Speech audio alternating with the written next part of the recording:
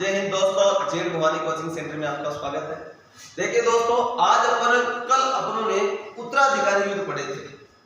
उत्तराधिकारी बोले तो कि दिल्ली का राजा कौन बनेगा, उत्तराधिकारी कौन बनेगा, उसी को लेकर इन मुगलों में लड़ाई हुई थी।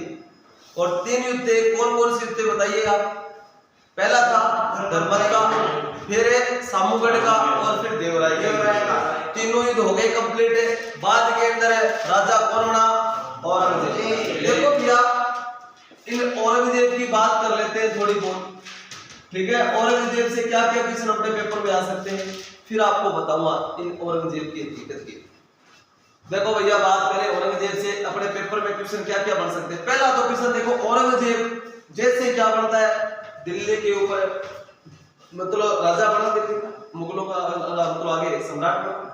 इसने क्या किया, इसने सौगंध खाई कि मैं काफिरों के देश को इस्लामी देश बना दूंगा। क्या कर दूंगा? मैं काफिरों के देश को इस्लामी देश बना दूंगा। इसने सौगंध खाई थी, मतलब यही राजगद्दी पर शपथ ली थी भैया। अब जब उसी को करने के लिए देखो भैया, ये क्या था, यह सुन्नी धर्म का अनुयायी था।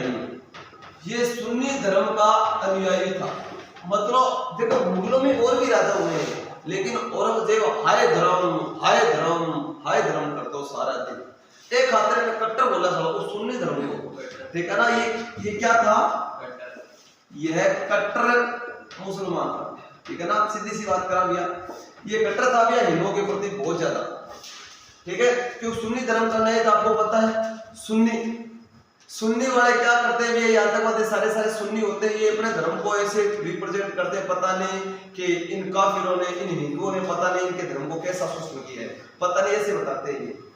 देखो भैया, एक क्वेश्चन है भैया, क्या इतिहास का ऐसा राजा जिन्होंने सिक्कों के ऊपर कलमा लिखवा दिया था? इसलिए सिक्कों पर कलमा जारी कर दिया था भैया। सिक्के चालेंगे तो कलमा लिखना भी चलागा क्या? देखो भैया को, ठीक है ना। तो कलमा लिखवा दिया सिक्के, मतलब सिक्कों के ऊपर कलमा लिखा के सिक्के जारी किए थे। तो सिक्कों पर कलमा लिखाकर जारी करने वाला शासक कौन है? ठीक है, कलमा होता है मुसलमान धर्म को लिखी करनी, ये बताता हूं आप लोगों को, ठीक है। जिस हिसाब से नमाज पढ़ते हैं करते हैं ना, उसको उसी प्रकार से। देखो भैया, इन्होंने क्या किया था, इसने कुरान को माध्यम बनाया था अपने किसका भैया? शासन का। कुरान के हिसाब से मैं शासन करूंगा। तो उसके अंदर कहा था कि, और एक बात देखो भैया, बात करें अपने आपसे क्वेश्चन ये है कि नवरोज उत्सव की शुरुआत किसके द्वारा की गई थी? नवरोज उत्सव की शुरुआत बलबन के द्वारा की गई थी। इसने क्या किया, उस उत्सव को बंद करवा दिया कि नवरोज उत्सव का फारसी धर्म का है, हम यहाँ पर करेंगे नहीं, ठीक है ना। ये बहुत ही गंदा था इस मामले के अंदर कि नवरोज उत्सव बंद करो भैया, कोई भी ये क्या नहीं करेगा। और गाना बजाना वगैरह जो ये होते हैं, व्यर्थ की चीजें होती है, मेरे राज दरबार में कुछ नहीं होगा, ठीक है। नवरोज त्योहार बंद करवा दिया गया। देखो क्या होता था, राजा के बर्थडे के ऊपर क्या होता था, राजा को सोना चांदी जो होते हीरे ज्वार से तोला जाता था, तुलादान प्रथा होती है, उस प्रथा को शुरुआत की थी अकबर के द्वारा, ठीक है ना। क्या होगा कि जनता है, जैसे राजा का बर्थडे आता है साल में एक बार, तो क्या तो राजा को तोलेंगे अपन, चाहे वो सोना चांदी हीरे ज्वार जो भी हो, या फिर फल फ्रूट से होता है ना कि मैं मेरे वजन का क्या कर दूंगा, दान दे दूंगा गौशाला में, जो भी, तो उससे क्या हो, भार उतर जाएगा। उसी प्रकार से तुलादान प्रथा होती थी, राजा को तोला जाता था बर्थडे के उपलक्ष्य में, अकबर के द्वारा शुरू की गई थी। इसने क्या कर दिया, बंद करो रे भैया इस प्रथा को, तुलादान प्रथा को बंद करवा दिया गया। और कौन सा? नवरोज उत्सव को बंद करवा दिया गया। सिक्कों के ऊपर कलमा जारी कर दिया गया। ये कट्टर सुन्नी धर्म का न्याय था ये, ठीक है ना। तो ये कट्टर सुन्नी धर्म का न्याय था भैया। इसे जिंदा पीर कहा जाता है। कब लोग तो मरने के बाद में पीर बनते, ये तो जिंदा पीर था। इसे क्या कहा जाता है भैया? इसे जिंदा पीर कहा जाता है। दूसरी बात, इसने अपने धर्म को, इस्लाम धर्म को इतना प्रमोट किया कि पहला तो मुसलमान मतलब हमारे पूरे देश में कौन रहेंगे, कि मैं काफिरों के देश को इस्लामी देश बना दूंगा। बोले तो हर जबरदस्ती धर्म परिवर्तन करवाया जाएगा। एक तो इसने क्या किया भैया, कोई हिंदू है तो आप हिंदुओं के कोई भी प्रोग्राम होगा तो आपको टैक्स देना पड़ेगा। तो बोले तो जजिया कर की पुनः शुरुआत की, ठीक है ना। जजिया कर की पुनः शुरुआत करने वाला मुगल शासक है औरंगजेब। जजिया कर किसने हटाया था? अकबर ने हटाया था, इसने वापस लगा दिया। तुलादान प्रथा शुरू की थी अकबर ने, इसने हटा दी। नवरोज उत्सव की मतलब जो शुरुआत बलबन ने की थी, इसने बंद कर दिया। ठीक है ना, सिखों पर कलमा जारी कर दिया, ये चीजें हैं। इसके अलावा देखो भैया बात किसने क्या कर दिया, हिंदू मंदिरों को तोड़ने का फरमान जारी कर दिया।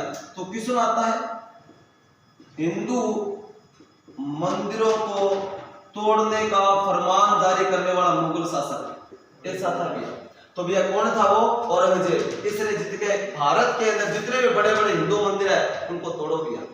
कहा जाता है कि जो दिल्ली दरबार दिल्ली रहते थे, तो उसी दौरान अगर बात करें एक अपने मंदिर था, मतलब हिंदू मंदिर को तोड़ा था, तोड़ता हुआ तो एक मंदिर था हमारे भारत के अंदर। कहां पर है वो मंदिर, राजस्थान में। राजस्थान में कहां पर बच्चों, सीकर के अंदर मंदिर किसका, हर्षनाथ जी का मंदिर। ठीक है, हर्षनाथ जी का मंदिर कहां पर है, सीकर के अंदर पड़ता है। और देखो भी हर्षनाथ जी का मंदिर बहुत बड़ा हुआ करता था, ये अपने हर्ष की पहाड़ी के ऊपर बना हुआ है। ठीक है, उसके ऊपर कहते हैं इतना बड़ा मंदिर था, उस मंदिर के ऊपर एक क्या दीपक रखा हुआ था, और उस दीपक के अंदर कितना तेल आता था, 1.25 मन तेल आता था। 1.25 मन बोले तो 50 किलो तेल आता था उस दीपक के अंदर। और उस दीपक के अंदर बाती मतलब लगाकर जलाए जाते थे, उसकी रोशनी दिल्ली दरबार तक जाती थी। ये जिंदा पीर था, मतलब इस्लाम धर्म को बहुत मानता था। इसके दरबार के अंदर रात को रोशनी जाती थी, तो उसने पूछा अपने पीर फकीरों से बुलाकर, ये रोशनी किसकी आ रही है, ये यहाँ की रोशनी नहीं है। तो उसने कहा महाराज ये रोशनी हर्षनाथ पर्वत से आ रही है। हर्षनाथ पर्वत कहाँ है, ये क्या वहां पर हर्षनाथ जी का मंदिर है, वहां से आ रही है। क्या तोड़ा उस मंदिर को, तो उसने क्या करवा दिया था, हिंदू मंदिरों का तोड़ने का फरमान जारी किया था भैया। तो कहते हैं कि इसकी सेना अगर बात करें अपन बड़े बड़े मंदिर खुदवाती है, जगन्नाथ मंदिर कहां पर है, उड़ीसा के अंदर है।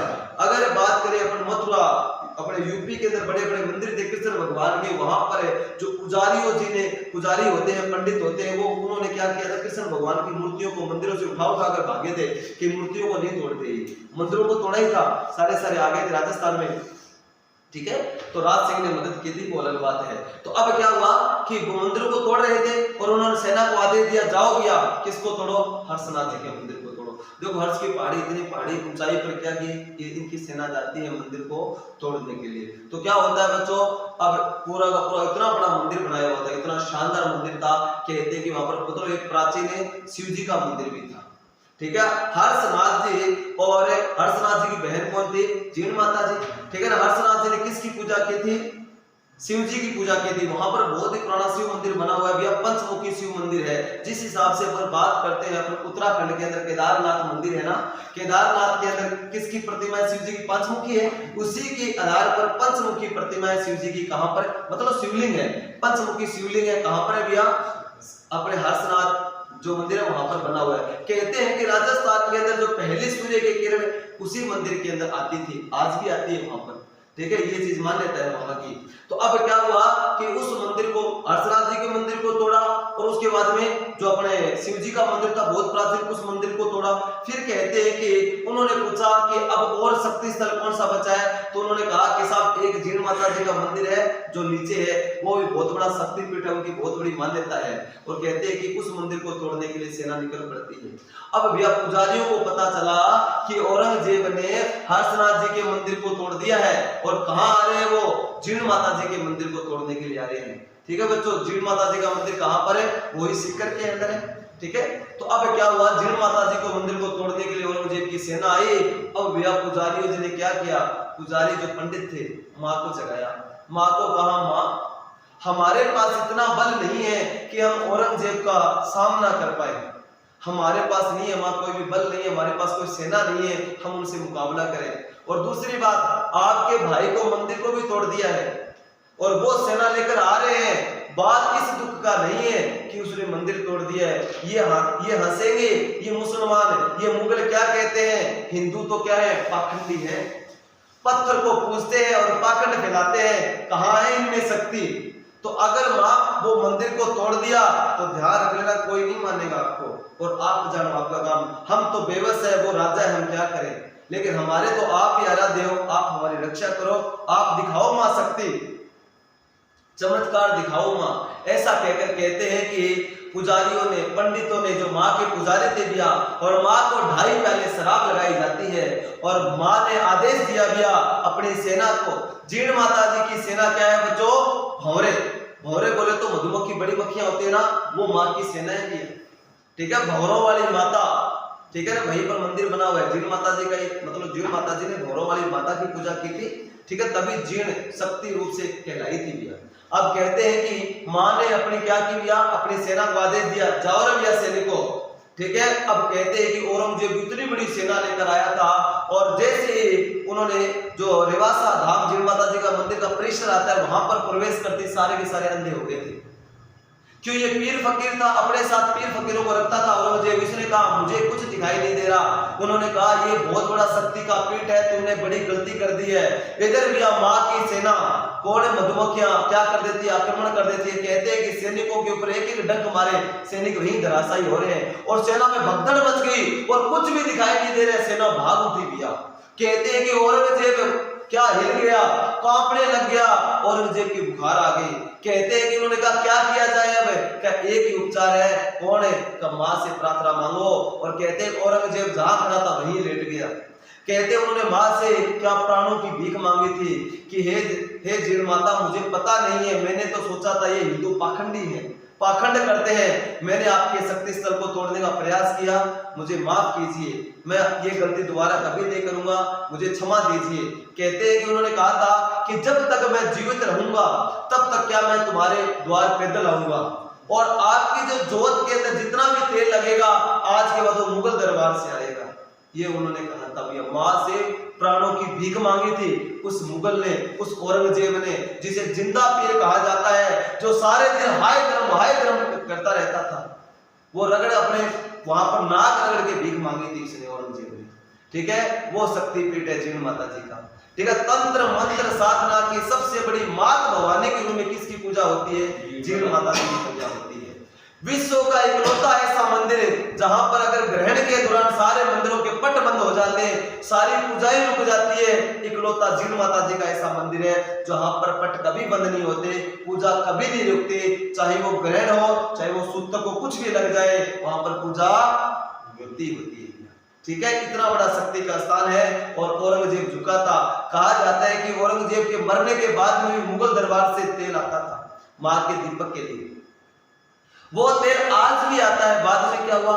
भारत के ऊपर मुगल तो चले गए थे, बाद में ब्रिटिश का राज हो गया था, तेल कभी बंद नहीं किया, ठीक है। बाद के अंदर उन्होंने कहा था दिल्ली से तेल भेजते थे 100 मन दीपक के लिए। उन्होंने कहा कि कितना पैसा लगता था, ट्रांसपोर्टेशन का चार्ज हो जाता था कि वहां से भेजो, यहाँ पर लेकर आओ।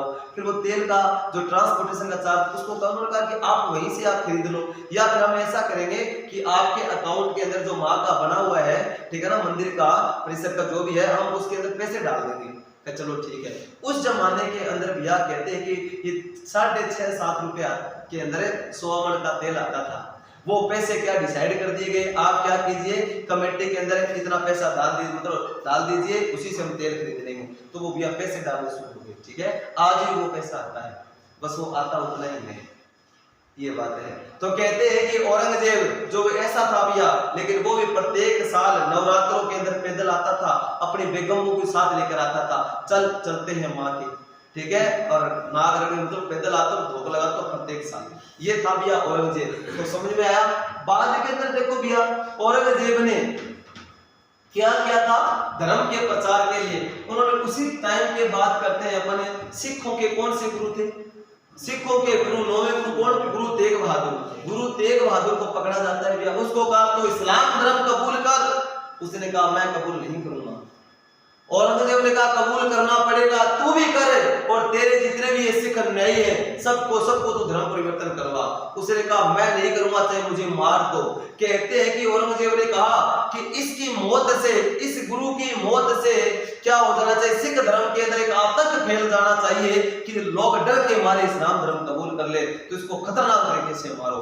कहा जाता है कि फिर मुगलों ने क्या किया था, गुरु तेग बहादुर को बीच में से कटवा दिया था, 2 टुकड़े करवा दिए थे भैया। किसने दिया? औरंगजेब ने। तो क्वेश्चन आता है सिखों के कौन से गुरु को औरंगजेब ने इस्लाम धर्म कबूल नहीं करने पर मरवाया? उत्तर क्या रहेगा? गुरु तेग बहादुर को। तो लिखो भैया, सिखों के 9वें गुरु तेग बहादुर को इस्लाम धर्म ना कबूल करने पर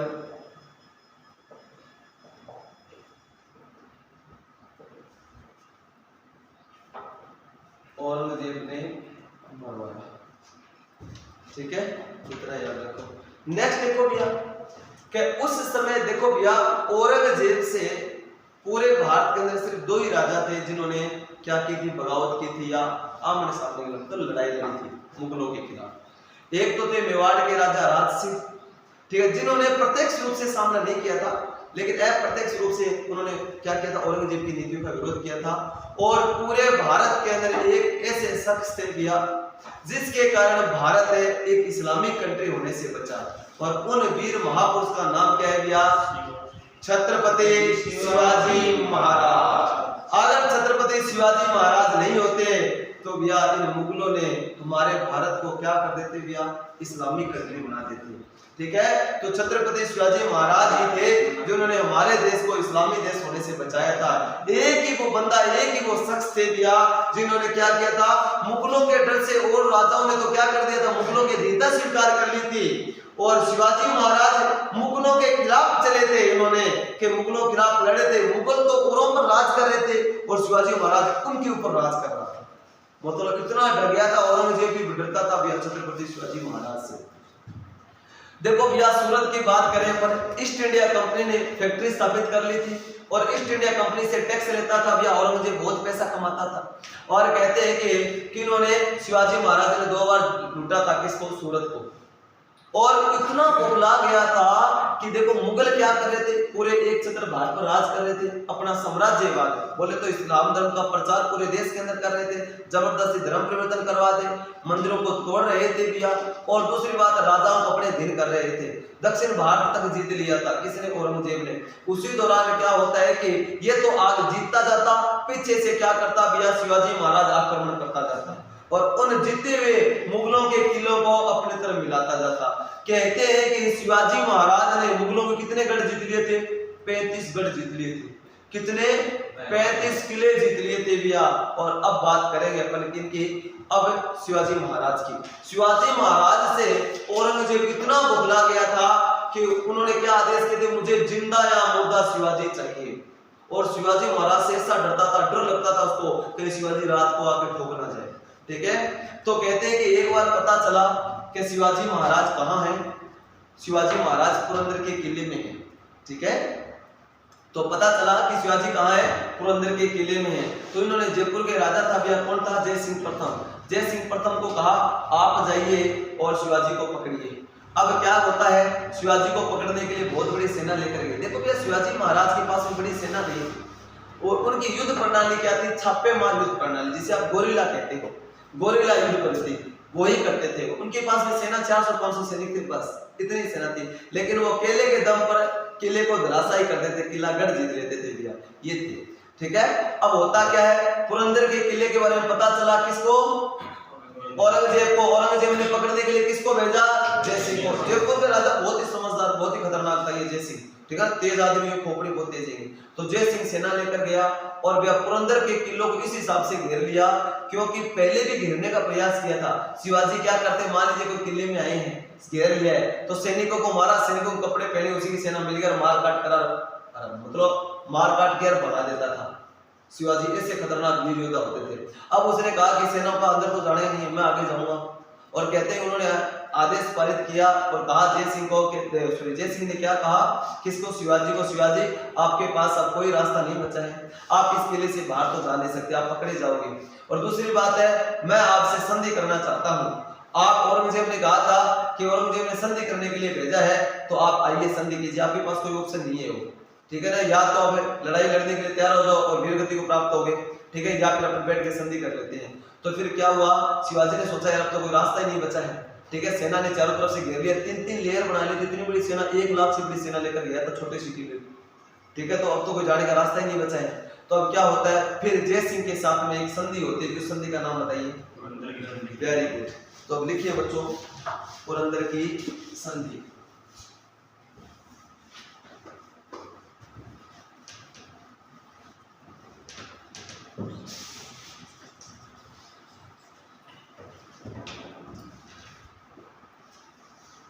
ये पुरंदर की संधि कब हुई थी, कोई बताएगा? 1665। वेरी गुड, 1665 में। और किस किस के मध्य हुई? छत्रपति शिवाजी महाराज, ठीक है ना, शिवाजी महाराज और छत्रपति शिवाजी महाराज और किसके मध्य? जय सिंह प्रथम, मिर्जा राजा जय सिंह या फिर जय सिंह प्रथम के मध्य। और भैया इस संधि में क्या कहा था? इस संधि में कहा था जय सिंह ने कि मैं मुगलों की तरफ से ये बात कहता हूं कि आप मुगलों के रास्ते में नहीं आओगे। मुगल अपना काम कर रहे हैं, आप अपना काम करो, हम एक दूसरे के बीच में कोई भी अपन क्या नहीं करेंगे भैया, इंटरफेयर नहीं करेंगे। आप अपना काम करते रहो, हम हमारा काम करेंगे। ठीक है, मैं मुगलों के रास्ते में नहीं आऊंगा, ठीक है ना, मेरे मुगल मेरे रास्ते में आएंगे, मुझे कुछ प्रॉब्लम क्रिएट करेंगे ना, मैं मुगलों की प्रॉब्लम क्रिएट करूंगा। ठीक है। दूसरी बात है, उन्होंने कहा था आपने मुगलों के 35 गढ़ जीत लिए, वापस करो। कि उन्होंने कहा सारे गढ़ नहीं मिलेंगे, तो फिर कहते हैं कि 23 गढ़ वापस दे दीजिए इस संधि के तहत, ठीक है ना। छत्रपति शिवाजी महाराज ने 23 गढ़ वापस दे दिए कि लोग 23 गढ़ पकड़ो, कोई 12 गढ़ मैं नहीं दूंगा। ठीक है। तीसरी बात है, उन्होंने कहा था एक बार जाकर आपको किससे मिलना पड़ेगा? औरंगजेब से मिलना पड़ेगा।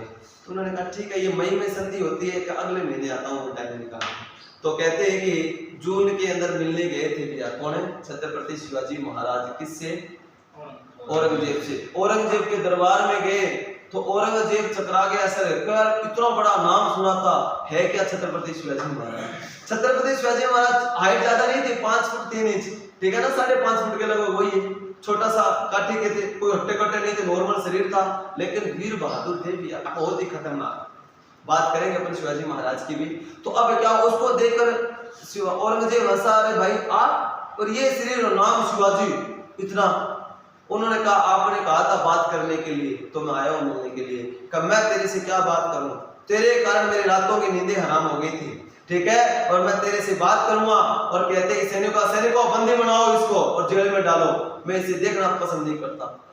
शिवाजी ने कहा आप धोखा कर रहे हो, आपने संधि के तहत बात की थी, मित्रता के तहत मैं आया था, लेकिन आपने धोखा किया है, इसका भैया आपको क्या करना पड़ेगा?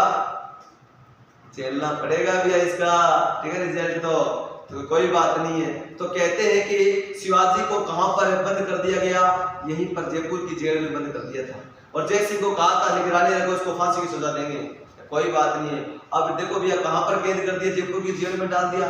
शिवाजी महाराज कहां पर बंदी रहने वाले थे, ठीक है। फिर क्या होता है कि जून के महीने के अंदर, बाद में जुलाई में, मतलब जून के लास्ट में बारिश होनी शुरू हो जाती है। जयपुर के राजस्थान के अंदर गुलाब की खेती के लिए फेमस है पुष्कर, उसके बाद में ढूंढाड़ के अंदर जयपुर बहुत फेमस है। तो यहाँ पर फल फूल मतलब ये फ्लोर वगैरह जो होते हैं, यहाँ पर खेती बहुत शानदार होती है। तो कहते हैं कि बारिश के दिनों के अंदर, आपको पता है जल महल है, इसी के पीछे जो जेल बनी हुई है, यही तो जेल है। यहाँ पर मानसागर जो झील है, तो इसी का पानी आता था भैया। और इसी पानी के अंदर क्या होता है कि भैया जेल को तोड़ा भैया किसने? शिवाजी ने। और वहां से एक फूलों की टोकरी थी, उसमें बैठे और भैया उसी मानसागर झील से होते फरार। पता चला बाद में जय सिंह को कि भैया कहाँ गए शिवाजी तो जेल तोड़कर निकल गए। अब भैया शिवाजी, अब पता चला औरंगजेब को कि भैया जय सिंह कहाँ गया शिवाजी, तेरी मर्जी के बिना शिवाजी कैसे बाहर जा सकता है, तू मिला हुआ है शिवाजी से। उसने कहा साहब मैं नहीं मिला, मुझे खुद को नहीं पता कैसे निकला वो, कि कैसे इतनी बड़ी जेल है, इतनी खतरनाक जेल है, वहां से कोई जा ही नहीं सकता और तोड़ के निकल गया, ऐसा क्या बंदा है। अब कहते हैं कि मुझे नहीं पता, आई डोंट नो, मुझे क्या चाहिए, शिवाजी चाहिए। जय सिंह को भेजा जाता है किसको पकड़ने के लिए? शिवाजी को। लेकिन अब शिवाजी भैया पकड़ में आने वाले थे क्या, ठीक है ना। बहुत बड़ी सेना लेकर गया जय सिंह, लेकिन खाली हाथ लौट आया। औरंगजेब ने कहा क्या हुआ? क्या सॉरी साहब नहीं पकड़ में आए शिवाजी। क्या मुझे नहीं पता, मुझे अपना चेहरा मत दिखा देना, मुझे चाहिए शिवाजी, लेकर आ। और कहते कि दोबारा भेजा जय सिंह को। औरंगजेब ने कह दिया जय सिंह की नीयत खराब हो चुकी है, मार डालना। और रास्ते में क्या होता है, सैनिकों ने उसको जय सिंह को सल्टा दिए, ऐसा होता है, ठीक है ना। तो ऐसे हुई भैया ये पुरंदर की संधि। तो आप बताइए समझ में आई सारी? तो ये है औरंगजेब से संबंधित। औरंगजेब से संबंधित 2-3 बातें और हैं। एक तो पुरंदर की संधि हो गई थी, एक देखो भैया निर्माण कार्य की बात करते हैं, वो अपनी पत्नी से प्यार बहुत करता था और भैया उसके मरने के बाद में एक मकबरा बनाया था जिसे क्या कहा जाता है, बीबी का मकबरा। ठीक है, वहां से क्वेश्चन पूछा जा सकता है। तो देखो लिखो भैया,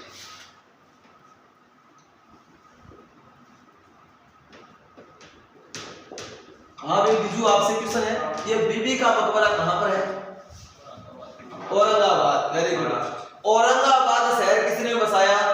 औरंगजेब ने औरंगाबाद शहर बसाया बच्चों, और वहीं पर क्या बनाया? बीबी का मकबरा बनाया। औरंगाबाद महाराष्ट्र के अंदर बीबी का मकबरा है। इसका निर्माण किसने करवाया? औरंगजेब के द्वारा। निर्माण किसके द्वारा? औरंगजेब के द्वारा करवाया गया। और इसे क्या कहा जाता है? इसे दक्षिण भारत का ताजमहल कहा जाता है। इसे क्या कहा जाता है? दक्षिण भारत का ताजमहल कहा जाता है। या फिर भारत का दूसरा ताजमहल किसे कहा जाता है? भारत का दूसरा ताजमहल किसे कहा जाता है? बीबी के मकबरे को कहा जाता है। ये 2 क्वेश्चन थे इंपॉर्टेंट। ठीक है, बताइए समझ में आया सारा? तो इससे बाहर कोई औरंगजेब के बारे में क्वेश्चन नहीं जाएगा भैया। ये होता है मुगल सत्ता कंप्लीट है और सारे बता दिए। इनसे बाहर नया कोई आएगा क्वेश्चन, नया कोई बात, कितना पढ़ना है आपको, और पेपर के अंदर जो भी क्वेश्चन आते हैं सारे के सारे अपन क्वेश्चन आपस में क्या कर लिए, चर्चा कर लिए। कल पढ़ेंगे अपन मराठा साम्राज्य। ठीक है, सारे के सारे। तो आप ये देखकर बताएं भाइयों ये आपको वीडियो कैसी लगी। अगर आपको ये सेशन अच्छा लगा हो तो आप इस वीडियो को लाइक और कमेंट करना नहीं भूलें। अगर आप हमारे चैनल पर नए हैं तो हमारे चैनल को जरूर सब्सक्राइब करें भाइयों। जय हिंद, जय भारत।